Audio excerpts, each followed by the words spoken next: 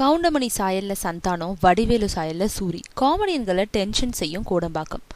சந்தானம் காமெடியா வளர்ந்து வந்தபோது அவரோட நடிப்புல கவுண்டமணியோட சாயல் இருக்கிறதா சொன்னாங்க. அவரை போலவே நக்கல் நையாண்டின்னு அடிக்கிறாருன்னு சொல்லிட்டு வந்தாங்க. இவருக்கு தனித்துவம் இல்லை, அதனால சீக்கிரமே காணாமல் போயிடுவாருன்னுலாம் ஊதி தள்ளுனாங்க. ஆனா சந்தானம் அதுக்கப்புறம் தான் வேகமா வளர்ந்து இப்போ தொட முடியாத உயரத்துல நிக்கிறாரு. அவரை வச்சுதான் சில ஹீரோக்களோட படங்களே போனி ஆகிட்டு இருக்கு.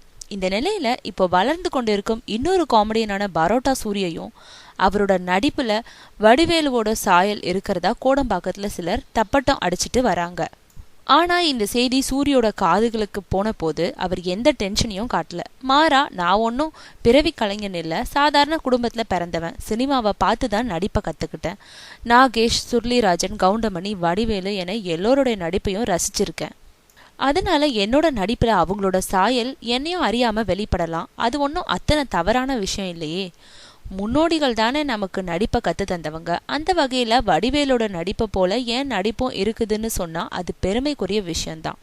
அதே சமயம் யாரையும் இமிடேட் பண்ணணும்னு நான் நினைச்சதில்ல. எனக்குன்னு ஒரு தனித்துவத்தை ஏற்படுத்தணும்னு தான் நடிக்கிறேன். அதனால இப்போ அப்படி சொன்னாலும் போக போக அது மாறி இது சூரி ஸ்டைல்ற நிலைமை உருவாகும்னு சொல்றாரு சூரி.